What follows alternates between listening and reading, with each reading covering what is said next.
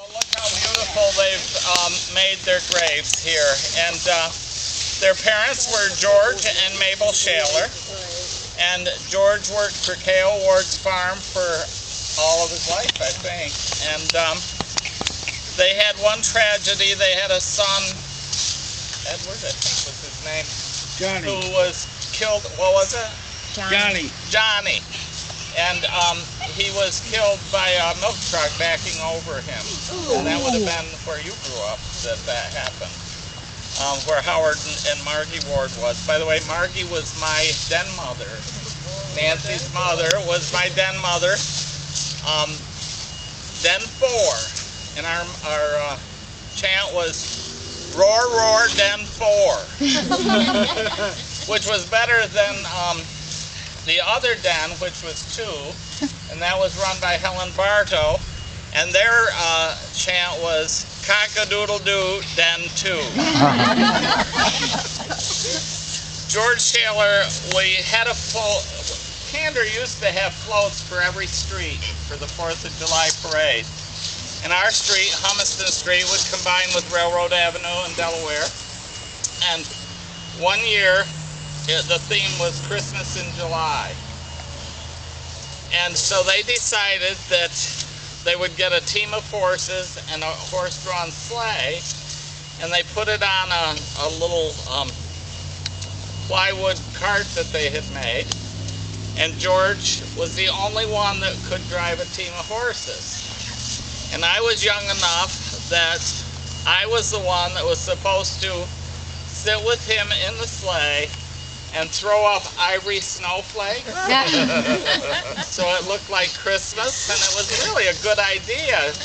But the heat that day was around probably 95 degrees. The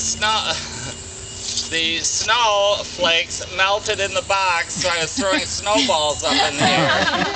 I was in a knit toboggan hat and a rabbit fur coat. Nowadays, we would have been arrested by PETA.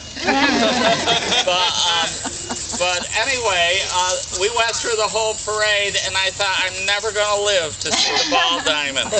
But George got us there, and that was...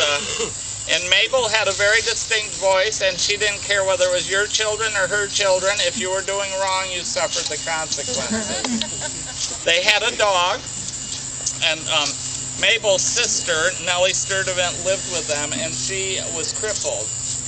And she was the nicest lady, and but she more or less actually crawled on her hands to get around the house. And nowadays she would have all kinds of help. But we had a shortcut through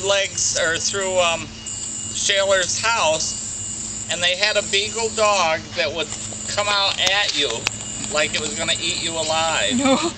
So for the sake of the shortcut, we'd go along their fence like this, and the beagle would be right here. And Nellie every day would come and rescue us from the vicious beagle.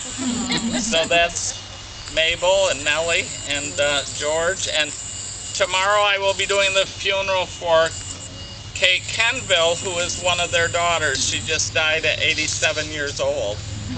They had a son, Chucky, who was our age, and he got pneumonia, viral pneumonia, and died when he was 16. And they were just a wonderful family, and they did pretty well for themselves despite their poverty. So I think we should walk back that way. I'd like to end up at the military monument if I could, just so everyone can make sure they see it. And I'd like to say a few words there.